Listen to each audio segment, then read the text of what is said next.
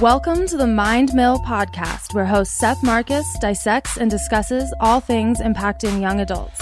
Peers, mentors, and professionals share intimate conversations on subjects such as entrepreneurship, exercise and health, music and art, the blessings and curses of technology, travel, and how to navigate adulthood in this age of information. We are the largest generation in history, and we dictate the future. The MindMill. Find your purpose, fuel your purpose. Hey guys, before we start today's episode, I wanted to fill you in on my newest product, the MindMill Booklet. Over the past years, my life has been transformed by my writing practice. I use a daily journal and digital note-taking apps to organize my life, pursue my goals, and hold myself accountable. However, my absolute most essential writing platform has always been my pocketbook. It's my mind's inbox, where I collect ideas, build lists, and capture notes from conversations.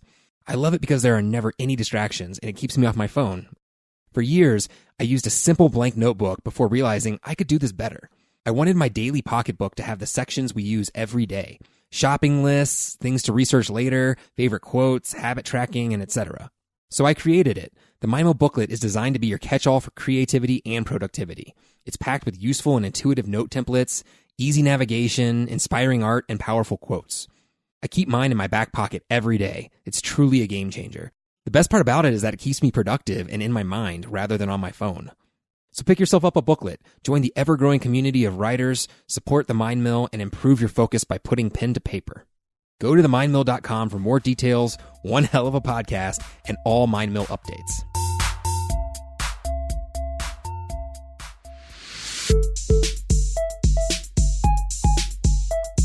Hey guys, welcome to the final episode of the Habit Hacking series here on the MindMill. Early in 2019, the MindMill teamed up with an event to promote the understanding, impact, dissection, and mastering of our personal habits. The summit, called Habit Hackers, was a massive success, bringing hundreds of participants together to learn from top performers, entrepreneurs, Super Bowl champions, and elite coaches. The day-long summit was packed with presentations and workshops to aid in mastering routines that shape our lives. I had the pleasure of interviewing the creator, David Blumenthal, on the podcast to discuss his inspiration for Habit Hackers. We also dove into our own trials and tribulations surrounding our personal habits. A great episode, and I highly recommend going back and giving it a listen or a refresher. Now, David is expanding Habit Hackers this year with a series of mini workshops before the next big summit in early 2020. These workshops will give people hands-on opportunities to tackle their habits in different ways of life with accountability and social support. Whether you desire to transform your personal finance habits, create more effective communication, or build new structures for your health and fitness, you'll find something to take on with these workshops. You can find more information about all things Habit Hackers at www.habithackers.co. Today's episode absolutely flew by, and I'm so excited to share it with you. Today we were with Super Bowl champion, talk show host, author, and motivational speaker Ryan Harris. Ryan is a retired NFL offensive lineman who protected Peyton Manning during the Denver Broncos' most recent Super Bowl championship season. After retiring from professional football, Ryan shifted his focus to public speaking and sharing the lessons he learned from decades of elite athletics. Ryan Harris completely embodies his positivity and excitement for life. From the beginning of our interview, we couldn't help but laugh and joke around. I don't get too many chances to talk about football on this show, so I took the opportunity to hear from an absolute expert. After some obligatory college football trash talk, Ryan opened up about how his attitude and dedication to incremental improvements led to his longevity as a top competitor. We then moved the conversation to his routines for success post-NFL. Ryan has learned so much as a family man and businessman. He opens up about the daily habits that keep him at his best, as a father, as a husband, and as a public speaker. I gotta put it out there. I was one of the multiple interviews Ryan gave this day. He got his names mixed up and started calling me Terry towards the end of our conversation. While slightly embarrassing for the both of us, the quality of our interview more than made up for it. I mentioned it after we wrapped up and got him back on the air to smooth it out. Oh, the lessons we learn as podcasters. I love this interview and I'm so excited to share Ryan Harris's story on the MindMill Podcast. Ryan Harris, welcome to the MindMill Podcast. Thank you for having me. Excited to be here. Yeah, it's good to see you. It's good to see you on the computer, and I'm really excited to chat with you for a little bit. Thank you for having me on your awesome show, my man. For sure. I wanted to open this up. This could just derail the interview right from the get-go, but I just want to let you know that I am a diehard Clemson fan. Oh. and I went to Clemson and I saw, when I was doing a little research, I saw that you were a Notre Dame man before you were Super Bowl champ. So, yeah. So that's the only thing I can say to start a little rivalry there. And I was, I called the Notre Dame game, so I was there, and I'll tell you, you guys got the real touchdown Jesus in Trevor Lawrence. That kid, man, the hair sings. One of my good buddies in the NFL, Dustin Fry, went to Clemson, but some Clemson fans that I know that I played with, they were like, oh, Clemson beat Notre Dame. I'm like, hey, man, you're just starting a tradition of winning. Congratulations. But I love what Dabo Swinney's doing there. And when you land a kid like Trevor Lawrence, I mean, that's a generational talent. And it all speaks to the coaching staff and the due diligence. And what people forget, they had 2 top recruits at quarterback transfer in spring, not even Bryant, but transfer in the spring when they saw Trevor Lawrence. So you guys are going to have some success for some time to come. Man, I can only hope so, because when I was going to the school, Dabo's first year coaching was my senior year. So I got a little bit of it, but it wasn't until, a few years later that they really started to pick up momentum. I'm just watching from the cheap seats at this point, because when you're in the student section, you basically feel like you're on the team. You're so into it. It's just life and death when you're in those types of schools. I'm sure you remember. Oh, man, everything's so serious and you got such limited time, and your world in college is so small. And then when you see it's about to get bigger, you try and get it even smaller your senior year. But what a time to be a college athlete. For me, to come out of school without any debt is just fantastic ahead of time. So all those kids across sports, I just wish them all the best. Yeah, we'll see how they do. Trevor Lawrence is a absolute phenom. Do you think that he's got a chance to be kind of like a Patrick Mahomes in the NFL, or do you think there's more to be seen on that? Patrick Mahomes is probably the best quarterback talent-wise we've ever seen. Now, he'll have to follow it up with a second season. It's a sophomore. Really, his rookie year was this year, even though it was the second year. But certain teams in his division are going to spend all year, all offseason, figuring out how to stop him, so they're going to come up with some new ways. But, he throws the ball so well. The thing that's so intriguing about Trevor Lawrence, as great as he is, and listen, I got a talk show in Denver 10 to 2 on weekdays, and I said, listen, I came back from that game and said, listen, the Broncos need to tank for Trevor 2021. Like, this guy is the real deal.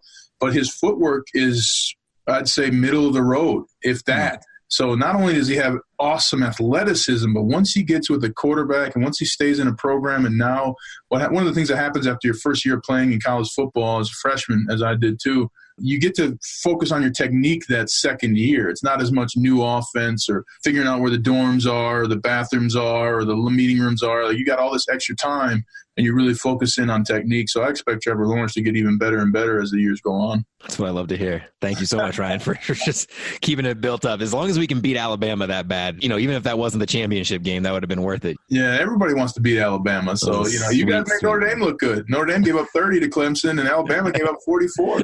Right? Oh, man, I love it.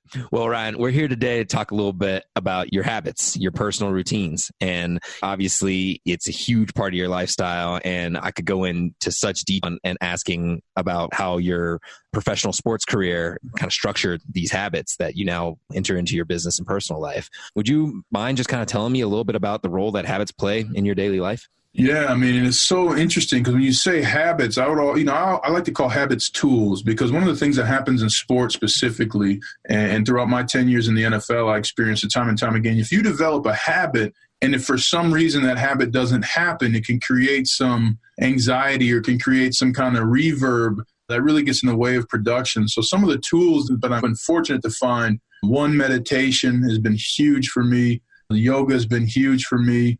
But, one of the habits I try and have are listening. Mike Tomlin of the Pittsburgh Steelers starts every meeting every day the same way. And the second thing he always says is listening is a skill. And the more and more I was around him and around the Steelers organization, I realized that is so true. So I'm constantly trying to find space for myself, whether it be yoga, meditation. Sometimes I'll just shut the lights off. I'll come home from work, tell my wife and kids, hey, I love you guys, but I need 5 minutes. And I'll take that time. And then I also have a habit of celebrating every win. Man, I eat breakfast. Woo! I got up. I ate breakfast.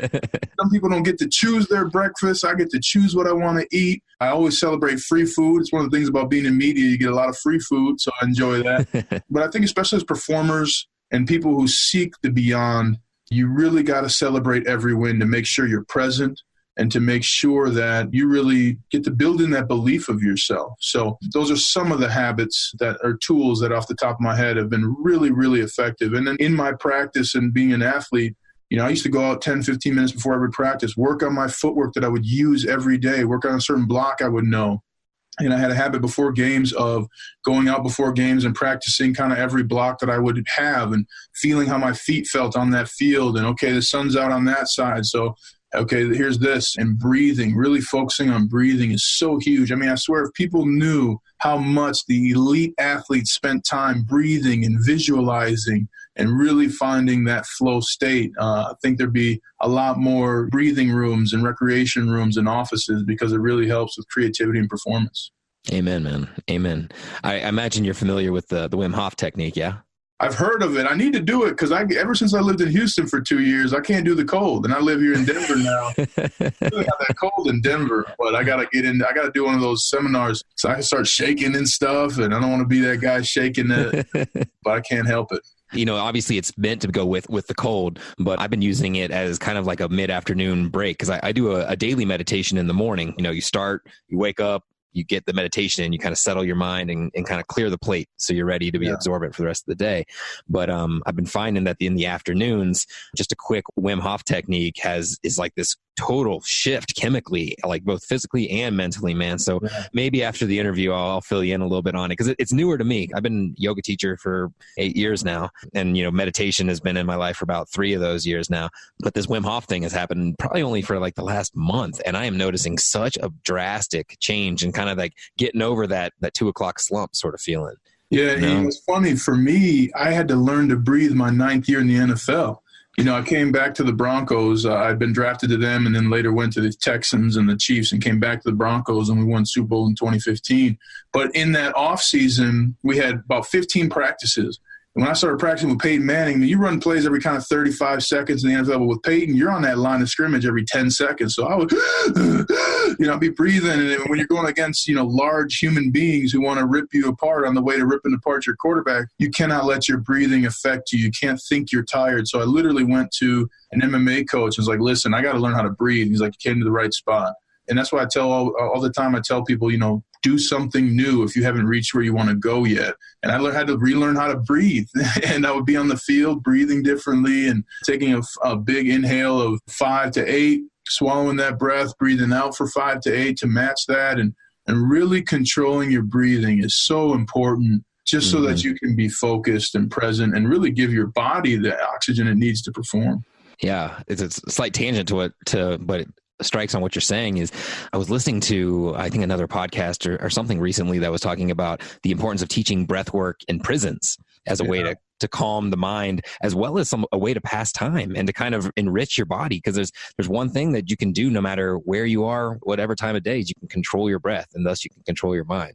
That's once again a whole other topic we can go down on. And us as Muslims, it's funny you say that because us as Muslims were taught, if you're mad, pray. And get a moment away and separate yourself. And it'd be so funny. I'd be mad on the football field thinking, well, I can't pray here, so this guy's screwed. You know what I mean? So, so it's a great way to identify who you are and where you're at. And I'm big on breathing. I think all of us are, right? I think all of us are big on breathing, but some of us recognize it a bit more. Some of us put in the hours a bit more. For sure. And that's what we're here to do, is promote those who are in the know to tell the rest. Absolutely. So how do you go about forming and refining your habits now that you're out of professional sports? You've taken off this totally different career post sports, and I'm just curious as to how you sculpt your day. Yeah, prayer is a big part of it, for me. But the real big thing that I've used for my habits is forgiveness. One of the things I think people, when you want to form a new habit, you want to break an old one, is it can be really easy to fail. So one of the things for me, it took me a month and a half. This last month and a half, I was like, I've got to wake up before 7:30 in the morning. So I hit 7 o'clock, and probably for the first couple weeks, 1 or 2 times I'd wake up at 7, but I'd hit the snooze. But now I'm at 7 o'clock every day where I don't need an alarm. So my big thing, and something that helped me when I made mistakes in the NFL, were the words, I deeply love and forgive myself. So if I set the alarm, as I did this morning, for 6:45 to try and wake up 15 minutes earlier, I forgave myself, when I turned that alarm off and kept the 7 o'clock alarm on, So I think one of the biggest things to remember with habits are forgiving yourself. One of the habits that's been very formative for me too has been to take care of myself first. I have kids and I love my time with my kids and my family. And one of the things I found that really helped my day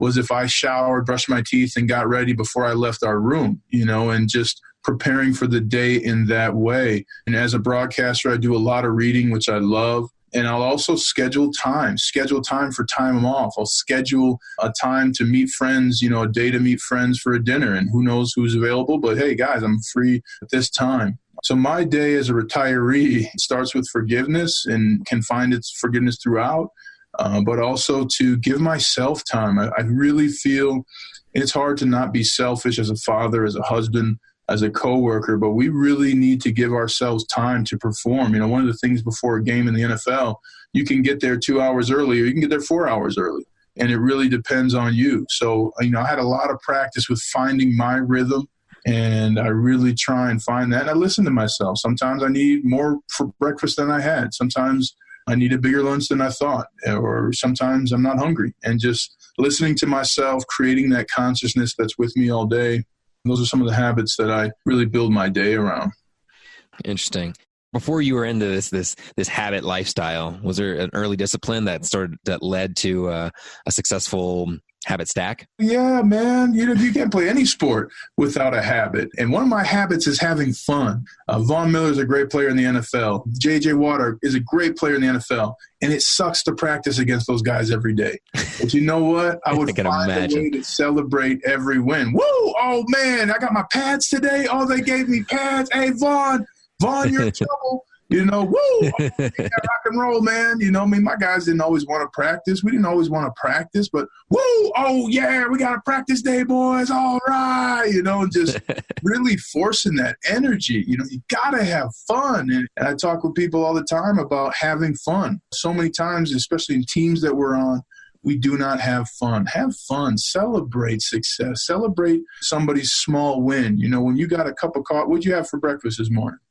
Well, I do intermittent fasting, so it's not the best question for me. But I did. I had chicken thighs, kale, and a couple eggs and a little bit of cheddar cheese mixed in on a skillet. So you got to choose your lunch. But what did it take for you to even get that food there? Were you able to cook it on a stove? How did you get that stove? Like, where did your belief create this space for you to have those thighs and kale and eggs and cheese? My God, So here's a way to celebrate every meal, and you'll never look at chicken thighs the same way. But, a lot of it, too, was being comfortable, being uncomfortable. And one of the things that changed my life were trainings. I ran 18-400s when I was in high school, and that killed me. I was a chubby kid, and I hated it, but I did it, and I saw what it made me better. When I was at Notre Dame, we'd have 4:30 workouts, 5 a.m. or 4:30 workouts twice a week. You wake up, you go to sleep when it's dark and wake up when it's dark, that changes you. And so studying too, in the NFL, my first year I played,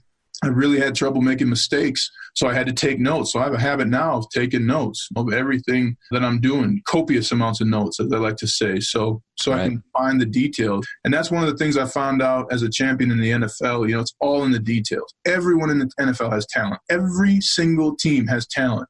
But it's a team with the attention to detail and the understanding of the detail that really pulls off the execution. And I think that goes beyond sport to business and life. And what are the details that are going to make you successful? And you can focus on those, have fun with those, celebrate those. You're going to have some great habits and some great success. Oh man, I couldn't agree more. It's one of those things where you enter this flow state, right? And when you're fighting it, when you're just like, I got to be more serious, I got to take this more seriously, you're not in the state for that, right? You're not present. For me, when I'm trying to be too serious, it's a form of anxiety, right? It's kind of like, well, I have to get this done because I have 2 things to do after this. And then I can't make a mistake here because this is a very important interview I'm doing with Ryan Harris. You know what I mean?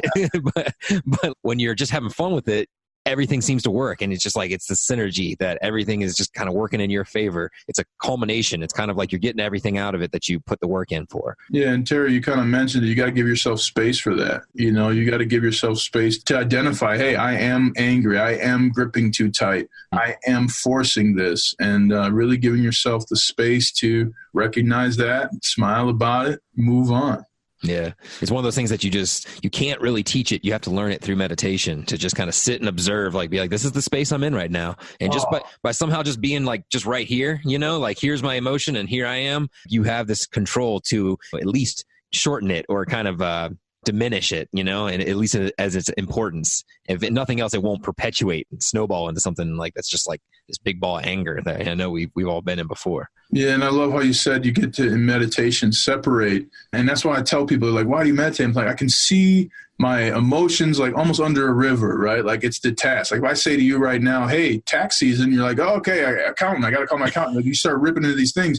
But if you know you're meditating, you're probably 10 minutes into a 20-minute or 2 minutes into a 5-minute meditation. You're like, okay, that's on my mind. I'm going to address that later. In my first meditation, I found Russell Simmons' book, Success Through Stillness. And my first meditation at 20 minutes drove me nuts. It felt like it was an hour. And I do chakra meditations as well to kind of cleanse and connect your chakras. And there'll be different times when I'm going through them and I'll just want to leave a thought. I don't want to address a thought, but you know what? You need to address it. You need to handle your fears. We need to embrace our anxieties. Every single athlete you've ever watched perform at a high level has done so with fear, not without it. Athletes, we don't find a way to get rid of our fear, to get rid of our self-doubt. We find a way to build beyond it. And I think through meditation, I use the words I am, I can, I will to really hammer in my identity, my willingness, and my action. And from there, all of us can find success. Well put. Let's talk a little bit about some of your personal habits, man, especially in like the last 6 months. Has there been any new habits that have formed maybe that have been shown to be game changers for you recently? Vacation. That's a great question. But vacation, in broadcasting, you go weekend to weekend, and in the sports world, all the teams you cover, their whole world is that sport, and they expect you to be in that same space. So for me, really taking a vacation, not like a staycation, which I take those too. So staycations and vacations, my wife and I will find a nice hotel. We'll check in on a Saturday at 3, maybe take a nap, get some food or something. But changing the surroundings, if you don't change your routine, can do so much for you. And my family and I, we just went on a vacation, and my kids, they do swimming lessons. They've been doing them for about 6 months.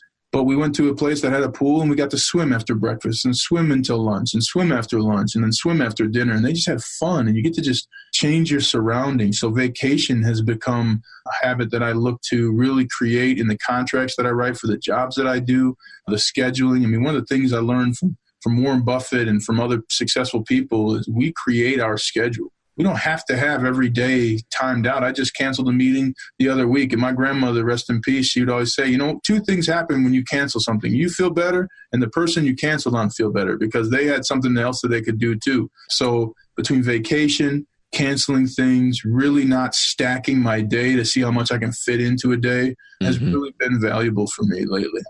Yeah. For me, I'm such a planner, and that is the way I lean with my personality, just wanting to be so productive. And I love that trait about myself, but I have to now plan spontaneity and fun. You know what I mean? I have these, for example, all football season, I'm a huge red zone fan. Massive red zone fan. I just love it. I live for it. But I'm also a musician. So I would plan that on Sundays, I wouldn't be booking anything else. I'd be sitting on the couch, practicing my instrument and watching football. And it just was one of the most relaxing, just in just letting anything happen, just watching it and just totally relaxing. That was my kind of staycation, my weekly staycation, which I now got to replace with something else now that the season's over. Yeah, right. That's a great example of using a habit of yours, planning, but using it to your advantage.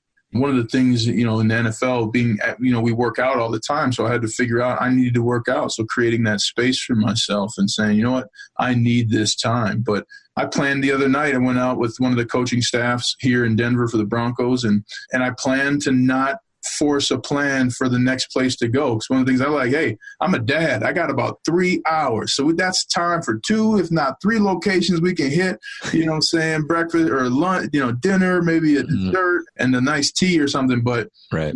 So I plan to let other people make the decisions. And sometimes I'll tell people in a group, hey, listen, I made decisions all day today. I'm not making decisions. So even planning to not make a decision or planning your space, use your strengths to create your space. Well, let's flip the script a little bit. What are some of the habits that have proven to be really difficult for you to break over your lifetime? What are the most ineffective ones because, we all have these lifelong problems, and we love to think that like this is somehow just only me, right? Like only I can have this problem. Mm-hmm. Is there something that has just proven to just stick and be really difficult for you to break? Yeah, I have a habit of self-doubt, but I always think about the quote by Muhammad Ali who said, "I am the greatest. I called myself that before I knew I was." So that was like, man, even the greatest champ of all time has had some self-doubt. That's been tough to break. We talked about anger a little bit, and I've been in an environment between football, college football, and pros. It shocks people, but I tell them all the time, one of the habits I had to break was learning how to resolve a conflict without fighting. Listen, if we're in the NFL and you piss me off, I'm going to tell you. And if you do it again, we're fighting. And whether I win or lose, you know why. Right? You can't fight like that at a radio station. I can't fight somebody at my kid's school, you know what I mean? Because they slammed the door in my face. So for me, breaking the habit of confronting, because I believe it's important to confront your issues. Or if you have an issue with somebody, confront it. And in the NFL, you do it all the time, but you can't do it physically. So I had to break the habit of confronting my conflicts without physical altercations. And so still being able to identify conflict and address it, but do so in a non-physical way. That was a tough habit to break. And with self-doubt, I think that's a habit that I'll continue to build around. And also burnout, just trying to fit so much into a day, do so much, be so many places. Mm-hmm. That's a habit that's been hard to break because in the off season in the NFL, you try to make the most of your time. Well, now, I have to create my time. So, that's something that's been, those are a couple of habits that have been tough to break. Well, yeah, you spend so much time building a lifestyle and opportunities start to come to you. And then it becomes, you have to almost flip the script where instead of being so hungry for the next achievement, you got to start to step back a little bit and think about what is it that makes me happy? What's my threshold? Yeah. And what does achievement do for you? Achievement in the NFL always told me that my work was worth it. So how can I know my work was worth it without achieving something? So almost creating a game for myself. These are some of the ways I've tried to break some habits. So what do you do when you're at that breaking point, when all those years of football training and the physical execution of your anger, what do you do now? Man, I just go silent. It was funny. My co-host said, he said, man, when you get pissed, you get silent. And it was really when I was in Pittsburgh for the Steelers, my kids, I'd come home and my kids would always say, let's play Hulk. And I was like, why Hulk? And one of my favorite comic characters, but they're like, because Daddy, you can get mad so quick. I'm like, damn, here I am as a father. And my kids have equated, my rapid anger to like a superhero, right? Because I do great things on the field, but that's not your dad. That's not your father, So being silent. And one of the things I'll do if I'm in a conversation getting angry is I'll tell somebody, hey, let's take a timeout from this. Let's take a TV timeout. And anytime you say TV timeout, people smile, right? Like, hey, taking a TV timeout. And it's like, you never hear that. So I just try to diffuse the situation. And really one of the ways that I've been able to prevent even getting angry these days, now, in a habit of having this controlled anger in space has been really to choose empathy, find where, okay, Terry, you're not here in Denver, so you're going to have a different point of view. Somebody, Howard Stoltz just said, hey, I don't see color. And I think that's a crock of crap, right? If you don't see color, come to a black barbershop with me, white guy, and I'll show you how quick you realize you're the only white person there, right? But what is he trying to say? Okay, I'm not going to get upset and call him out. What he's trying to say is that we have a chance to look at everybody as a human being. Okay, that's different than saying, what are you so afraid of black people that you can't see black people? You know what I'm saying? So I really try and give people the benefit of the doubt, realize where they're coming from, listen to their words. If you say, Ryan, I was hurrying to get here and I've got another appointment at 6:00, I was, okay, Terry's time is important to Terry. And so I'm going to value his time. Hey, Terry, man, I get it. I've been places where I'm kind of between meetings, so let's make the most of it, man. So I really try to choose empathy, find where someone's coming from, listen to them, and try and build in some of the words they've said into a communication. So people feel like they're being heard. We all want to feel like we're being heard. Absolutely, man. The last question I have for you today was, how do you balance that routine, the grind of the business, and obviously the lifestyle that you've had throughout all of your sports career with the spontaneity, man, the kind of like, let's take some time off and just go have fun with the kids. I know the vacations, the staycations come in, but what do you do when the friend you haven't heard from in, long time calls you up, you're at that point where like, well, do I want to cancel 2 meetings right now or to see a friend that's in town for the next 2 hours? Or how do you handle those situations as they inevitably come up? I think the first thing, again, would be forgiveness. Hey, forgive me, friend, who I haven't talked to in 2 years. But, if you told me maybe a day or a couple hours in advance, I would have been able to do something. But I have commitments. Now, if you're my friend, are you mad that I have commitments, that I'm honoring my commitments? So now if you're mad at me, well, you just made it easier for me to walk into those 2 meetings, right? So I think forgiving yourself is like, hey, I got this routine, but you know what? I missed my bus, or I missed my train, or you know what? I forgot my notes. Okay, I forgot my notes. One of the things that happened to me, the Super Bowl 50, I used to always take fish oils before games. And in the biggest game of my life, somehow, to this day, I don't know how, my fish oil was gone. And instead of panicking and freaking out, there's this concept in samurai culture of no thing. That no thing outside of yourself is going to make you your best self. Like, yes, it's great to have Zoom. Yes, it's great to have fish oil. But at the end of the day, you still make the decisions. You still are the creator of your own destiny in your everyday life. And so forgiving yourself and then just giving yourself space to be free, smile about it and move on. Or, and if you know too, if you can cancel a meeting, cancel a meeting.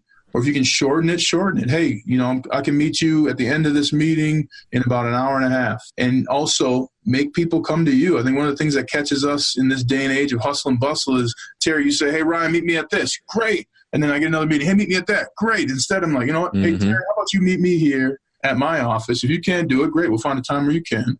And find some ways to build people closer to you. I have meetings all the time, 30, 45 minutes before my show. I say, hey, I got to go to my show in 30 minutes. We got 30 minutes. Let's talk here in the lunch area before I go up the elevator. So forgiveness, enjoyment, and creating space. That's how I would encourage people to live their life and build their habits or break their habits. Ryan, thank you so much, man. You are a wealth of knowledge. As soon as we got on today, I was like, this is going to be fun. Man, and thanks for all you do for we the people, my man. Appreciate you, man. We will put this out there, all the ways to connect with Ryan Harris. The book is fantastic. His programs, everything he's got going on is fantastic. So we will talk soon. And thank you so much for being on the MindMill podcast. Thanks, Terry. Peace. Said. Because we were just back on the phone and Ryan was telling me that he was looking at the wrong email and didn't have it. Seth, I thought your name was Terry. So my apologies, Seth. It's all good, man. It's all good. I think at the end you thought your name was Terry. So there you go. I like the name Terry. It kind of rolls off off the tongue. When you got to go be a CIA agent, you can use the name Terry, Seth. Well, not now because you just aired it out to everybody. That can't be my code name. Yeah, tried.